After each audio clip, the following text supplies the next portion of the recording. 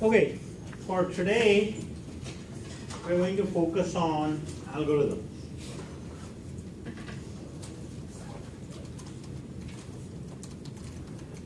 And the two that I want to take on are, within searching, we're going to cover sequential search and binary search. And then we're going to talk about sorting.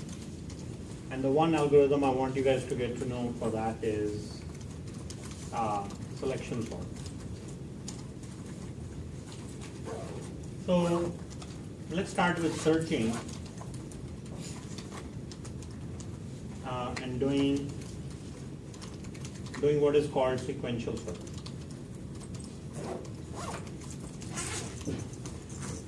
So searching things in an array sequentially.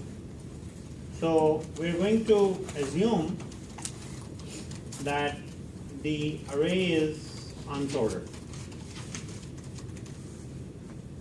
So let's go ahead and declare an array. And I'm going to put some values in it.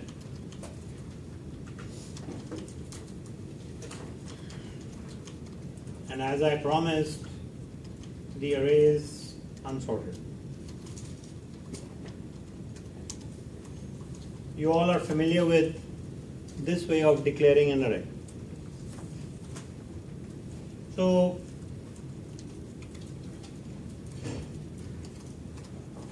I'm going to search for a value. So let's declare a variable called look, and I'm going to search for, let's say, 5. So the way sequential search works is it simply says compare look with every element in X, right? And if a match is found,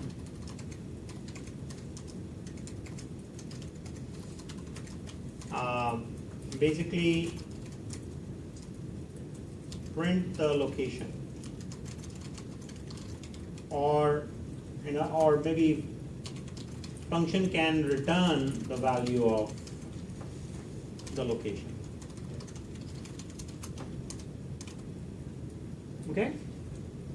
That's basically the algorithm.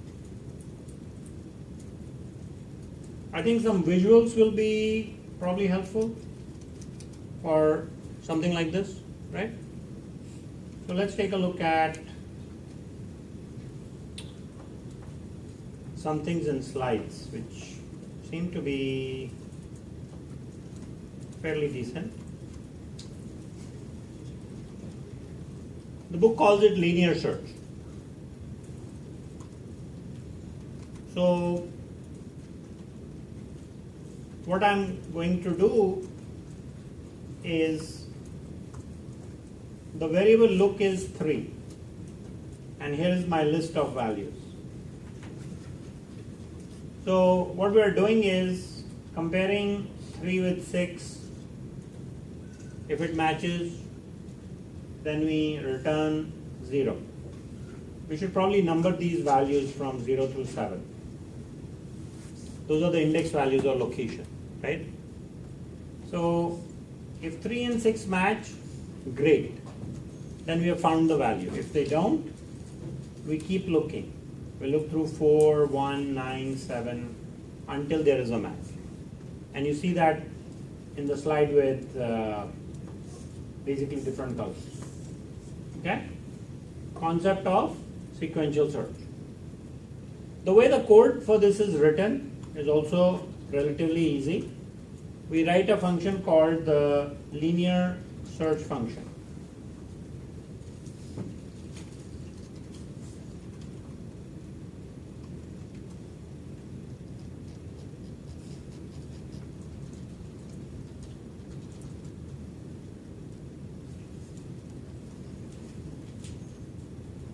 So we pass the we pass the array by reference. We also pass the key, what we're trying to search. Then we say for int equal to 0, I is less than len. So if key is equal to index value 0, then return I. I is the index or the location where the element would be found. If there is no match, keep going. When you guys are writing your code for lab 8, this is also useful because you are going to be iterating through one or more arrays, looking for things or comparing things, right? So this is useful. Now, one important thing is that it returns -1 if we get to the last line.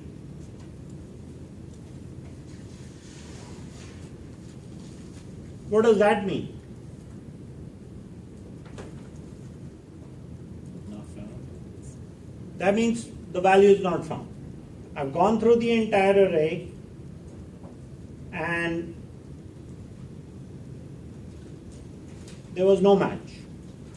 So I'll return -1, which is an impossible index value. So if you take this code and match it up with, oh wow, sorry.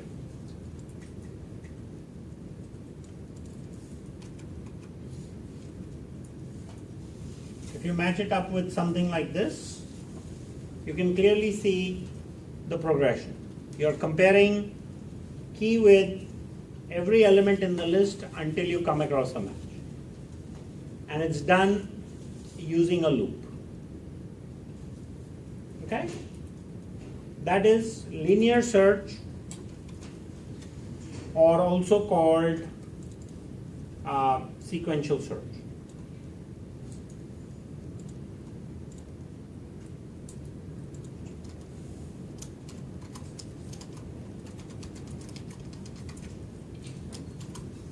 So no need for us to rewrite that code that is already in the slide.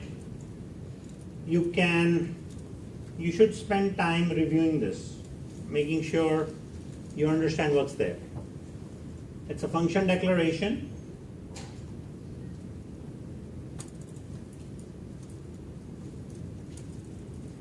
Using a loop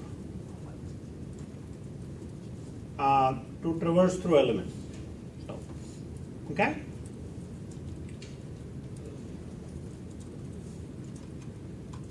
Next algorithm is binary search.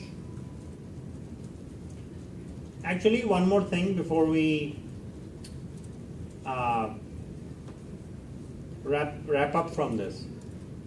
Call to linear search, how it works. You can see that too.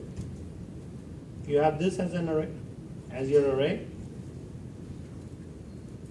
If I say I want to search the list with value 4, it returns 1. There are two 4s, right? So it returns the first value 4 location.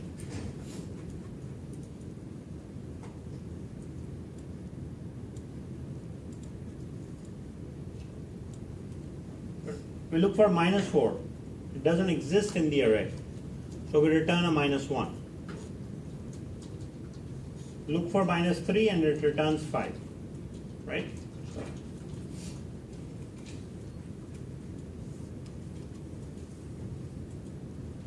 So, shall we look through this code one more time, or you guys got it?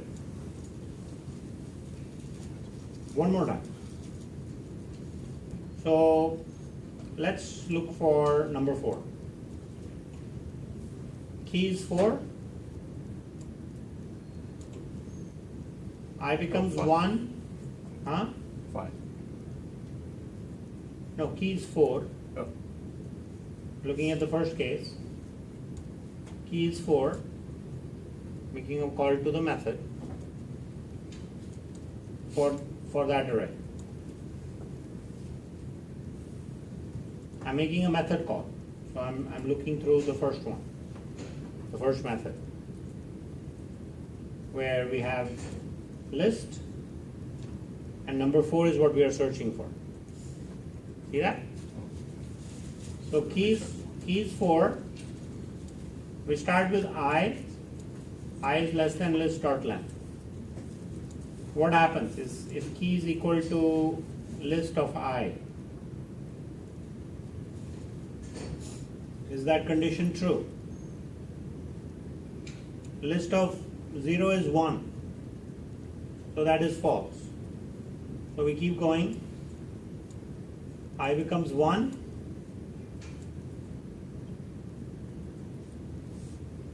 Is that condition true now? So key is 4 and list of 1 is also 4. So condition is true, we return I, which is 1. That's why this function returns 1. Like this you can step through some of the other functions, but idea is comparing neighboring elements until you come across a match.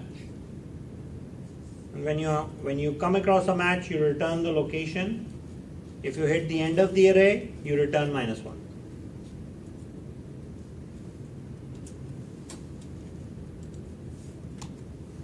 Binary search.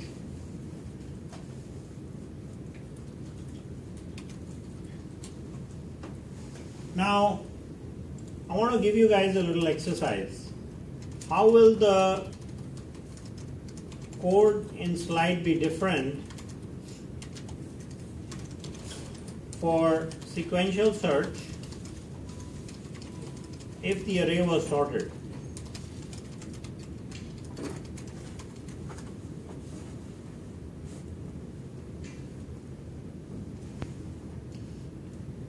So the definition of sequential search will change a little bit. We will say compare look with every element in X until value is found, or look or X of I is greater than look. Because you don't want to keep looking for, if X of I is already greater than look, there's no point in searching or looking, because you've come across an element that is greater than look. So and because of the array is sorted, the likelihood of you finding the element at that point is negligible or 0. Make sense? So this code will change.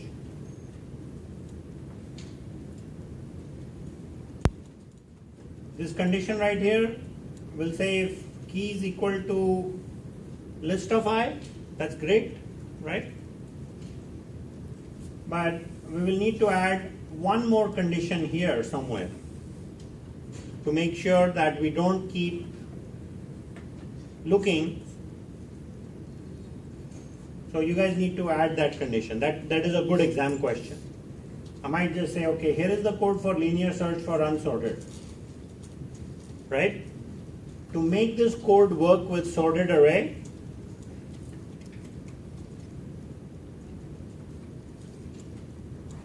for this criteria, modify that code. And you guys should be able to do that very easily, because it's only adding one if statement somewhere. You can either put that in the for loop condition statement, or you can put it inside the for block, and you can have another if statement. So, is the question understood? This question right here?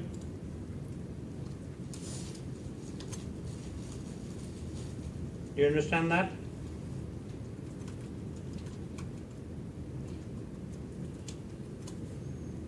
Or no? It's just a matter of adding the X. It's a matter of adding a condition somewhere. I'm not answering the question, I'm just raising the question for you guys to solve. Okay? So that's a potential exam question. Yes? And I was just going to ask, wouldn't it kind of be like the guessing game where you like start from the middle of the That's binary search. Oh. We are still on sequential search. Okay. Right? We're talking about sequential search with if the array is sorted.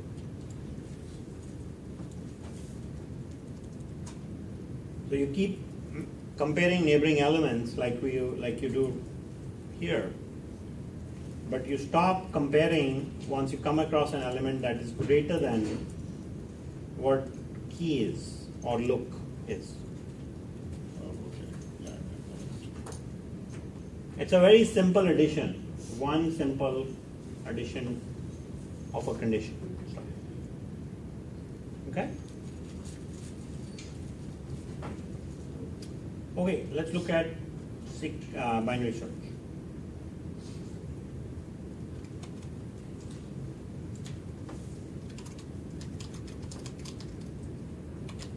So binary search is very much like the guessing game. You guys are working on assignment 8, part B, right? Are you done with it? Well, here is the code for it. We're dealing with binary search, which is like the guessing game that we have talked about. So let's look at it. For binary search to work, the elements in the array must be ordered or sorted. So assume the array is sorted in ascending order. And we have these values. Okay? Sorry, was I referring to assignment 7 part B? Forgive me. I misspoke. It's not assignment 8, it's assignment 7. So here is our array, and what we do is we compare the key with the middle of the array. Low is 0, high is size of the array minus 1. Right? We take the average and we compare it with some element that's in the middle of the array. If we find a match, great. If not, we're either going to look on the left side of the array or the right side of the array, depending on the value, depending on the condition. So these are the 3 cases that need to be considered.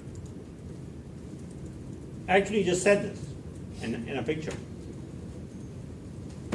So we either look at the middle element and we know a match has been found and we're done. Because the array is sorted, if look is less than the value in the middle of the array, we have to look on the left side. If the value of look is greater than the middle, we have to look on the right side. That's what this slide is saying. We have to consider those 3 cases. Now you probably want to look at a visual, so let's see if we can do that. So let's say the list has those eight values, 1, 2, 3, 4, 6, 7, 8, 9. And we are searching for 8. Can you all see that? And it's actually nicely color coded for you as well. So if I'm following the guessing game to the T here, the value of low is what? We have low, high, and average, right? So value of low is 0.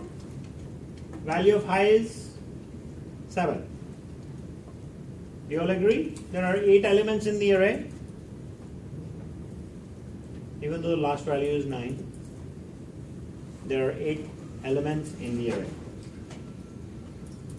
So we look at the average of those two. 0 plus 7 divided by 2 is, don't say 3.5. Integer division. It's going to be 3.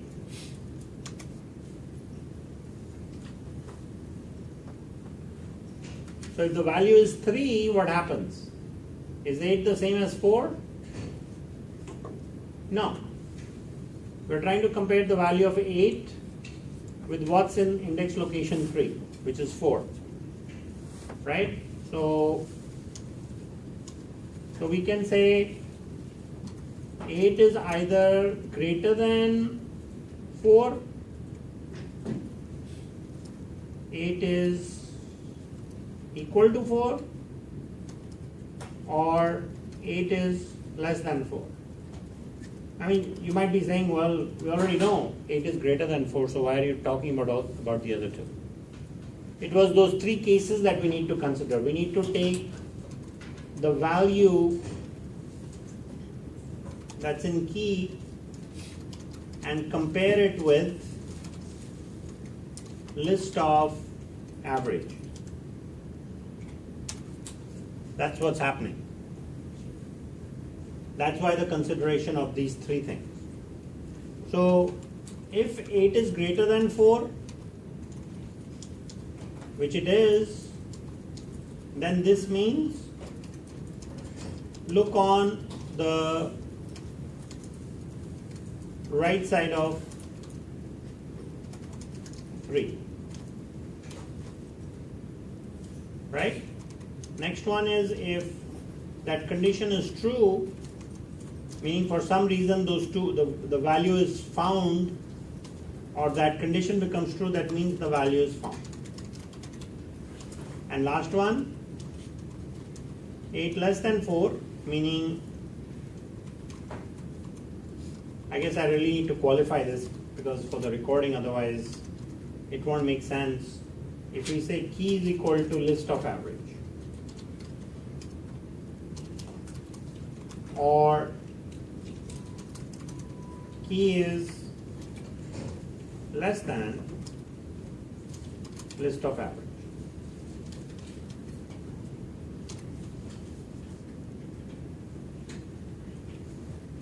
So if that is the case, then we will say look on the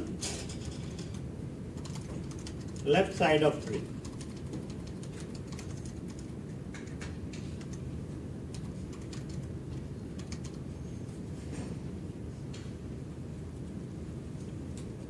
And we will say list of 3 here. And I should be case sensitive because this is a name of an array. Get it? Are you guys with me? One yes. How about the rest of you? So how do I look on the right side of how do I look on the right side of list of 3? I'll make low equal to average plus 1. And for me to look on the left side of the array, I'll need to make what? High equal to average minus 1.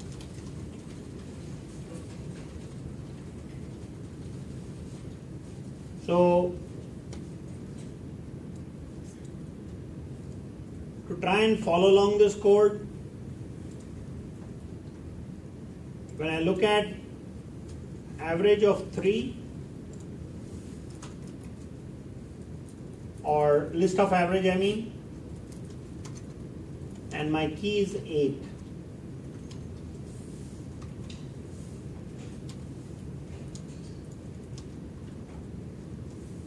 So because based on this decision making, because I need to look on the right side of the list, I'm going to make low equal to average plus 1. So I'm going to say low is 1. Low is 4. High is 7. Average is 5. That's why you see in the next row, he's comparing 8 with 7. Right? So I still need to look on the right side. So I don't have a match. Key is still 8. So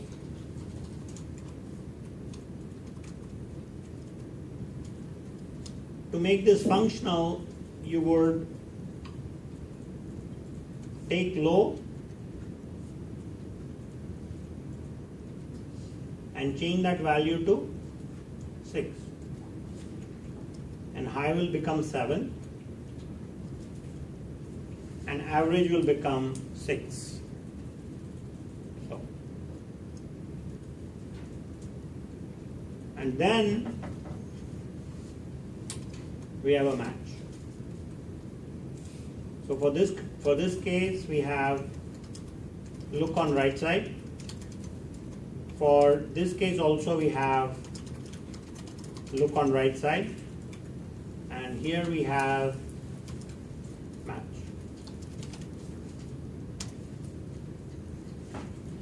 Right? That's binary search. If you understand the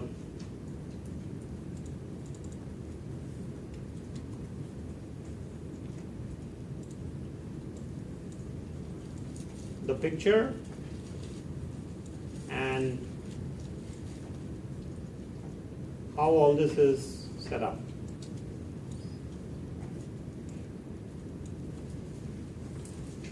Any questions?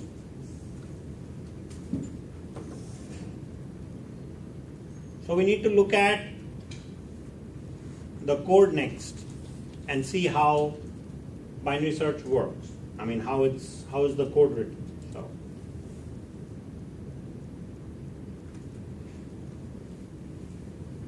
So this also describes it a little more pictorially. With another example, key is 11 in this case, and we have 13 values to look at. So I guess we could follow this along too.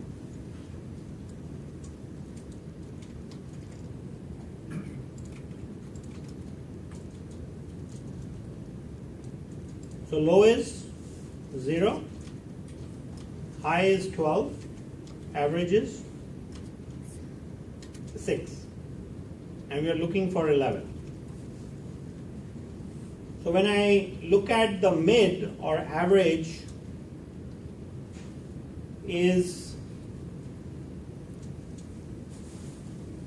I'm looking at 6 here.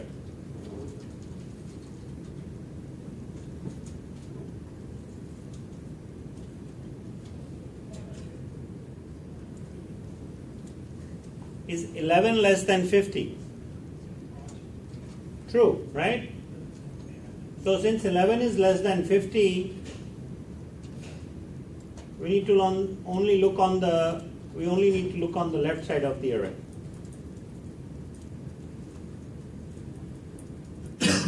So that's why we forget about everything else and we change the value of high to average minus 1. Right, so we're only looking in this part. That's why we change the value of low remains 0, but high becomes average minus 1, and it becomes 5. Okay? Making sense? A little more pictorial representation always helps. So then we compute the average and we get what? Between 0 and 5? 5 plus 0 divided by 2 is 2. Not very hard. So then we say is 11 is greater than 7. So we are comparing it with this value. Right? So what he wants to do is then abandon this part of the array. So he changes the value of low to 3, which is average plus 1. So now low becomes 3, high becomes 5.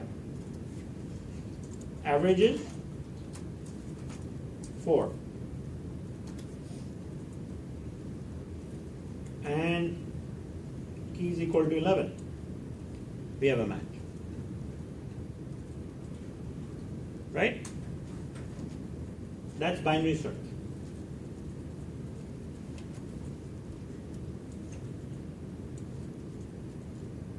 So we have looked at 2 examples so far.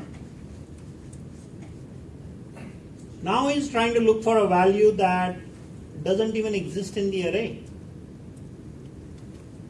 Right? We really need to understand this. So now key is 54, and we have to deal with this thing again. So key is 0, low is 0, high is 12, average is 6. We're looking for 54, a value that doesn't exist in the array, we can see. So we start stepping through this and we say, well, key is greater than 50, which is the location, which is the value at location 6. Key is greater than 50. So now what we do is we start looking only on the right side of the array, because we know it won't be on the left side since the array is sorted, right? So to enable this, low becomes average plus 1, high remains 12, and average becomes what? 12 plus 7 is 19 divided by 2, 9.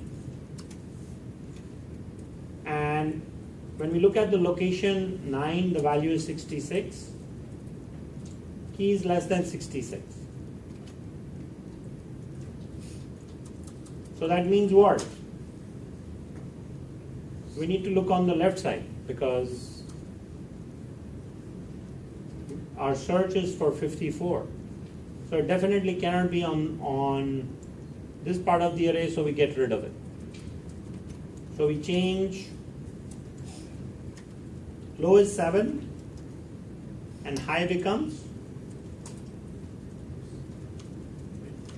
8. And the average of the 2 is 7.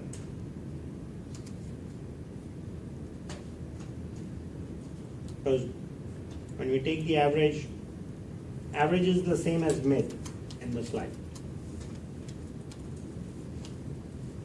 So now we look and we look at the value of 59, and we figure out that key is less than 59. 54 is less than 59. So that means what? You have to go and look on the left side of the array, because we are doing average plus 1 or average minus 1 depending on the situation. So we change the value of low remains the same. The value of high becomes 6. And this is the terminating condition.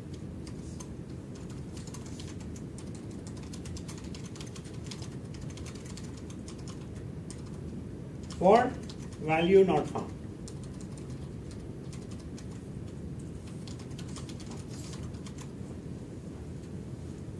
Okay?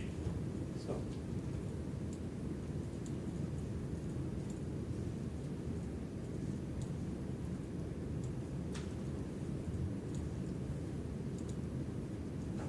how was this case for everyone? We're trying to work on a case where the element exists in the array, another case where an element does not exist in the array. So now we have to look at the code.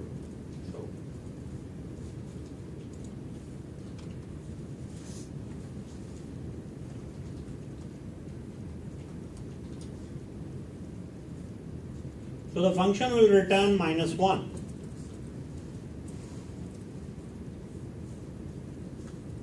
So we have the start of the function, pass in a list and a key.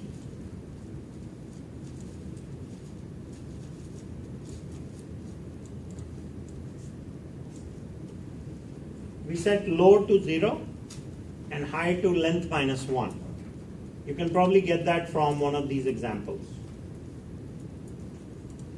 When we are searching for 54, high is set to 12 because the size of the array was 13, right?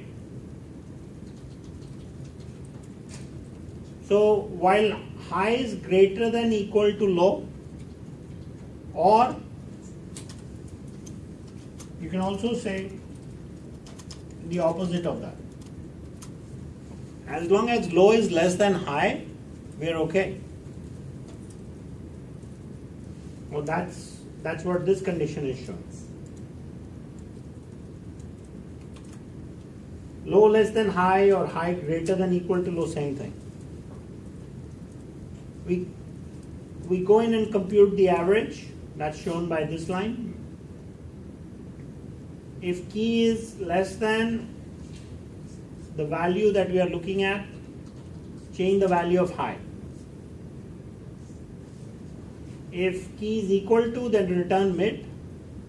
Otherwise, change the value of low. So depending on which part of the array you want to look at, change the value of low or change the value of high based on the value of mid. So.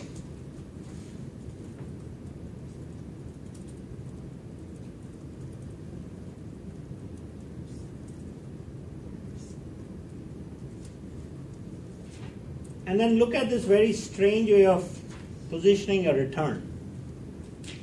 It says return minus 1 minus low. So that will return the actual location where the value is found. Okay?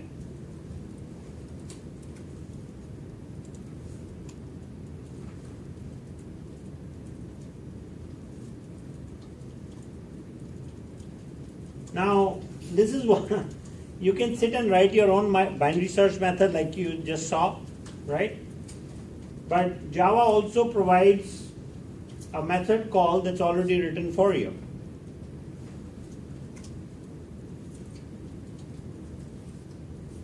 So you can just say java.utils.arrays.binary search.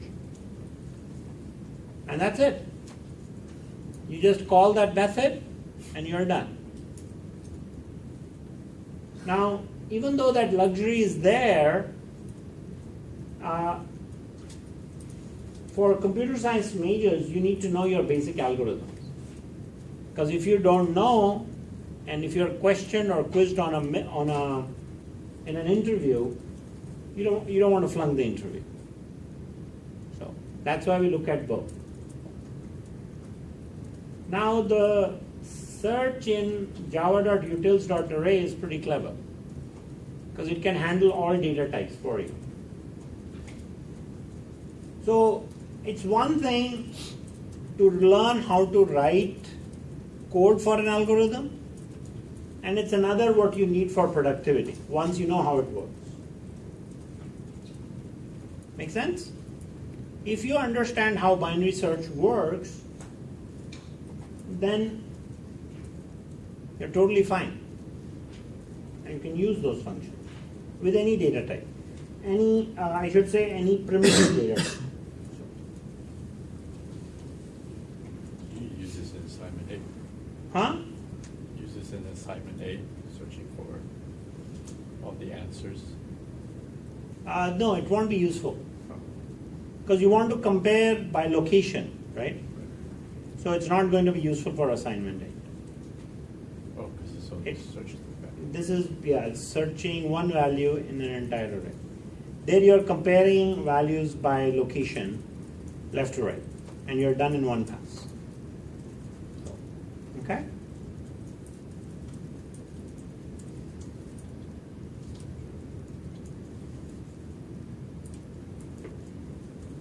So we also need to look at selection sort. And yes, there are predefined sort methods that sort an array for you as well. But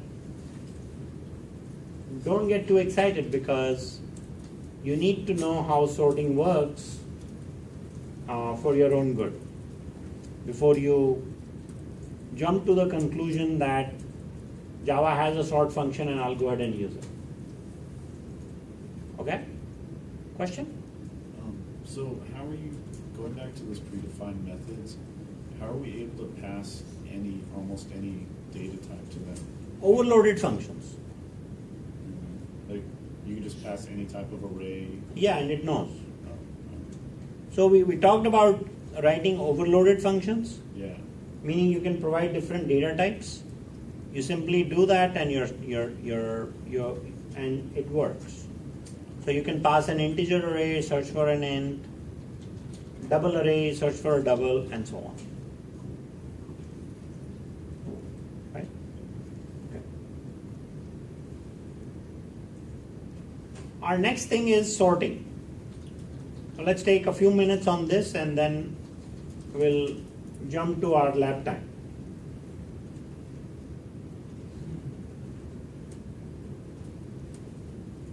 Selection sort is the only algorithm that you'll be tested on in this class. You go to 36B, they'll cover, I think it's called insertion sort and bubble sort. And you're supposed to know these algorithms, how the algorithms work, how it's coded. You should know these really well for the next course. Okay? And if you don't know how it works, ask your instructor to repeat it again and again. Or in my case, watch the video again and again. Whatever works. Okay?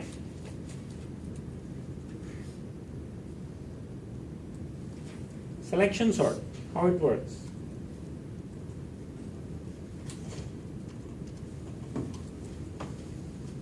Can you guys see that font size in the back? You can also open it locally. Selection sort is the easiest of all the sorting algorithms.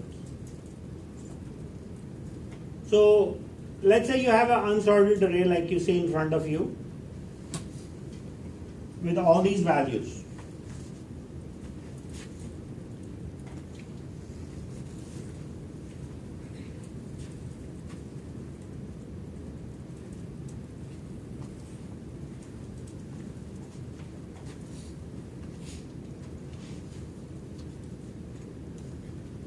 So it says,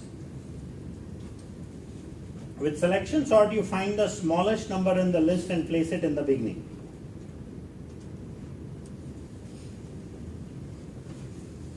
So you treat the entire array as unsorted. You go in the array, you find the smallest element, bring it to the front. Now you can say my first element is sorted, the rest of the array is unsorted. Right? As you see here. So we look through the entire array and we say 1 is the smallest element. We're going to swap 1 and 2 because 2 is at the top of the array, location 0. So that's what we have done. We've got one element in the sorted array and this part of the array is unsorted. Now if you get the rhythm, he's swapping, finds the next smallest value, which is 2, and swaps it with the beginning of the unsorted array. So we swap 2 and 9. So then we end up with 1 and 2 in the sorted part of the array. The rest of the array is unsorted. We find the smallest element, we swap 5 and 4. Then we have 1, 2 and 4. And then you have 5, 8, 9, 6. How many of you are getting bored now? Right? Algorithm. What is an algorithm? A word used by programmers when they don't want to explain anything. That's a joke. Algorithm is set of steps that can be used repeatedly. So selection sort is an algorithm. Sequential search is an algorithm. So, and we are explaining, right? So that was indeed a joke. I have to clarify my joke.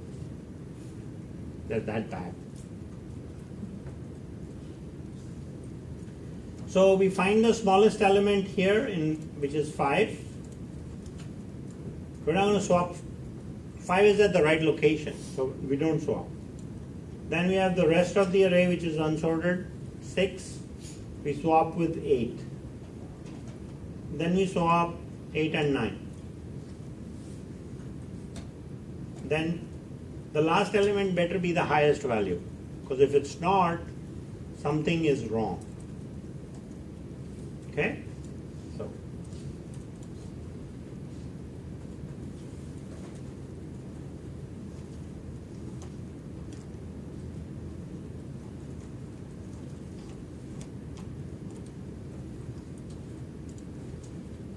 how is this coded? Well, they have some animations, so you can go to those links and take a look at the animations if you want. I am more interested in the code now.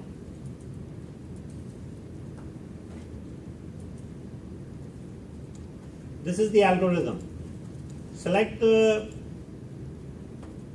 smallest element in the unsorted part of the array and swap it with the beginning of the unsorted array. So we're trying to bring that to life in code.